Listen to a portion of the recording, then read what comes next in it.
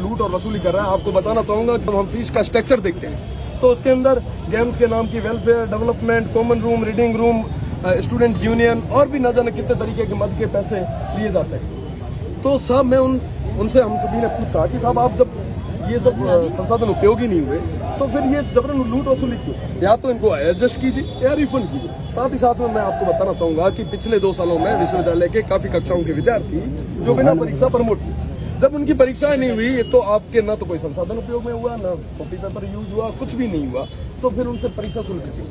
ग्रामीण क्षेत्र से आने वाला एक एक विद्यार्थी एक एक पैसे की कीमत जानता है। आज आप उसको आर्थिक शोषण कर रहे हो, इसका जिम्मेदार कौन? साथ ही साथ में जब कभी कोई युवा आगे आता है अपनी बात को रखने के लिए तो आप उसको मुकदमों का डर, निलंबन का डर, न जाने कितने कितने लाठी के जोर से आप दबाने का प्रयास करते हो। तो मैं सरकार से चाहूंगा कि समय रहते चेते, छात्र हित में फैसला ले। अन्यथा अगर समय रहते इन्होंने छात्र हित में फैसला नहीं लिया तो मानसून सत्र में विश्वविद्यालय के और समस्त पूरी छात्र शक्ति, राजस्थान भर की छात्र शक्ति एकजुट होकर विधानसभा का घेराव करेगी और जिसकी सारी संपूर्ण जिम्मेदारी सरकारों की रहेगी। युवा शक्ति तैयार है और हम सब छात्र शक्ति एकजुट होकर सारे भेदभाव को मिटाकर एक जाजम पे बैठे हैं, क्योंकि आज हमारे हित की बात है और हम हमारे हित की बात करने के लिए आज उपस्थित हुए थे। सारी जितने भी छात्र प्रतिनिधि है उसमें उन सभी से मैंने निवेदन किया कि आप आगे आओ, कदम रखो और आप अजमेर के लिए समस्त राजस्थान के युवाओं को एकजुट करके अपन इतिहास के अंदर पहली बार ऐसा होगा जब छात्र शक्ति सब तरीके के संगठन, पार्टी, जाति, धर्म, संप्रदाय सबसे उठकर एक छात्र शक्ति एक जाजम पर बैठेगी और अपने हक के लिए लड़ेगी। तो हमारी जायज मांगों को सरकार समय रहते सुने, चेते और छात्र हित में फैसला ले। धन्यवाद। रविंद्र भाटी, छात्र संगठन। 11वीं के रिजल्ट को लेकर कई प्राइवेट संस्थानों ने जैसे बैंकों ने उनके ऊपर शिक्षा किया। पवन भी आप अपने साथ में ले लेंगे शायद ये उनको हम चौकते या आगे उनके लिए प्लेटफॉर्म नहीं उनके लिए सरकार जो शिक्षा मंत्री जी है वो निर्णय ले और किसी के साथ अहित नहीं हो, इसके लिए छात्र शक्ति को आश्वस्त करें।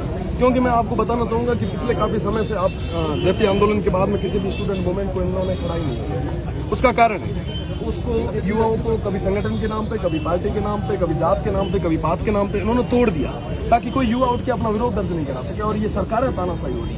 भगत सिंह ने कहा था जिस देश के युवा कमजोर हो जाते हैं उनकी सरकारें तानाशाह हो जाती है। आज वो परिस्थिति आई है तो हम सब युवा एकजुट हैं और जरूरत पड़ेगी तो विधानसभा के समय इस मुद्दे को बड़ी मजबूती से।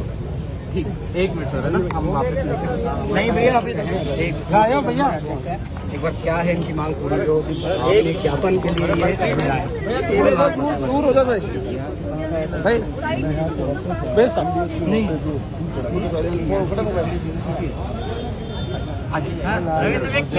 किन मांगों को लेकर आज आप यहाँ पहुंचे हैं और जाएंगे? मेरा हाजिर होने का मुख्य आपने चालू किया एक तरीके से। आपको मैं बताना चाहूंगा कि पिछले काफी समय से छात्र क्रांति का आगाज जो जोधपुर से हुआ था वो बीकानेर नागौर होते हुए तो आज हम अजमेर आए। सब तमाम छात्र शक्ति जो अजमेर की छात्र प्रतिनिधि है उन सभी से हमने संपर्क किया और हमने उनको बताया कि आप सभी तरीके के दायरे छोड़कर आप एकजुट होकर आवाज उठाइए, छात्र हित में आवाज उठाइए। साथ ही साथ में मैं आपको बताना चाहूंगा कि जब पिछले 2 सालों से विश्वविद्यालय और महाविद्यालय किसी भी तरीके से जब खुले ही नहीं है तो आप उनसे खेल के नाम पे, स्टूडेंट यूनियन के नाम पे, लाइब्रेरी, लेबोरेटरी, न जाने कितने कितने तरीके के नाम पे ये आप जो पैसे ले रहे हो ये जब उपयोगी नहीं हुए तो या तो उनको रिफंड करो या रीएडजस्ट करो। साथ ही साथ में जो परीक्षाएं नहीं हुई है उन परीक्षाओं के नाम की शुल्क क्यों? ये जो भी हमारे ग्रामीण परिवेश के विद्यार्थी आते हैं लगभग पूरे राजस्थान भर के अंदर जो गवर्नमेंट स्कूल, गवर्नमेंट कॉलेजेस के अंदर जो एडमिशन लेते हैं वो सारे विद्यार्थी कहीं ना कहीं आर्थिक रूप से कमजोर विद्यार्थी आते हैं। कहीं ना कहीं अपना राइट टू एजुकेशन जो हमारे लोकतंत्र के अंदर हमारे अधिकार है उसको देखते हुए जब आते हैं तो ये क्या ये राइट टू एजुकेशन आप उनका आर्थिक शोषण कर रहे हो, शिक्षा के नाम पे आर्थिक शोषण कर रहे हो, जब लूट वसूल कर रहे हो तो कैसे इस तरह से बढ़ेगा क्या? अभी समझ आ गया। हम आजादी का 75वां साल मना रहे हैं, बड़े गर्व से कहते हैं और कहना भी चाहिए क्योंकि हमारे शहीदों ने बहुत शहादत दी, पर वापस कहीं ना कहीं फूट डालू राजगुरु की आज वापस यहाँ आ रही है।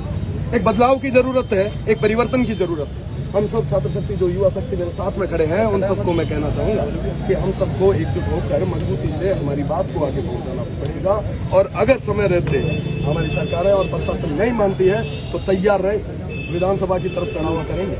और जब उस समय उस तरफ जब चढ़ाई की तो दुनिया की कोई ताकत नहीं है जो आपको युवाओं से दूर कर पाएगी। हम ही हैं जो आपको जिताते भी हैं और हम ही वही हैं, वापस याद भी दिला दूं, कि उस सियासत से पटक भी सकते हैं। रविंद्र भाई, आप पे आरोप भी लगता जा रहा है कि जिस तरीके से आपने पूरे राजस्थान के अंदर इस तरीके की क्रांति को चालू किया है छात्र हितों के लिए, ये विधानसभा घेराव नहीं, विधानसभा में बैठने की रविंद्र सिंह भाटी तैयारी कर रहा है 2023 के अंदर। मैं आपको बताना चाहूंगा, मैं न किसी राजनीतिक पार्टी से हूँ, मुझे यहाँ तक जो लाने वाली छात्र शक्ति है, पिछले कई सालों से आपको बताना चाहूंगा कि 57 साल के इतिहास के अंदर पहली बार किसी निर्दलीय को इन्होंने जिताया है। तो मेरे ऊपर भी जिम्मेदारियां बढ़ती है कि मैं मेरी छात्र शक्ति की आवाज बनूं, कहीं ना कहीं उनकी आवाज को उठाऊं। अगर नैतिक धर्म, मैं आपको बताना चाहूंगा, अभी कोई चुनाव नहीं है, आने वाले 2 सालों तक कोई चुनाव नहीं है। मैं मेरी बात, मेरे भाइयों के हक की बात करने आगे आया हूं और जरूरत पड़ी तो आगे आता रहूंगा। मेरा धर्म है, मेरा कर्तव्य है और मैं मेरे कर्तव्य की पालना करूंगा।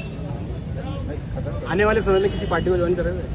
मैं वर्तमान में जीता हूं, भविष्य की कल्पना नहीं करता। अच्छा, ये बताएं, बिल्कुल जो भ्रष्टाचार के आरोप लगे हैं 2018 RS भर्ती को लेकर, उसको लेकर क्या? बिल्कुल, मैं आपको जैसे कि मैंने पहले ही बताया कि जब यहाँ से शिक्षित होके युवा जब आगे जाता है, तैयारियां करता है, तो RS जैसे घोटाले, साथ ही साथ में रीट के पेपर 17 लाख में कितने हैं, ये सब युवाओं के साथ में अन्याय हो रहा है। और अन्याय का मुख्य कारण ये है कि हम सब संगठित नहीं है, हम कहीं ना कहीं टूट जाते हैं, कहीं ना कहीं बिखर जाते हैं।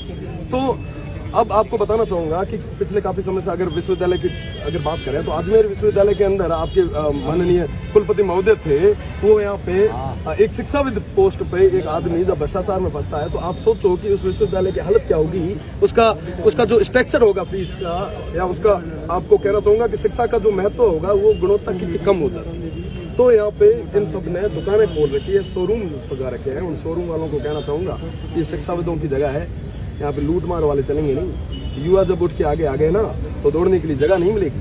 धन्यवाद।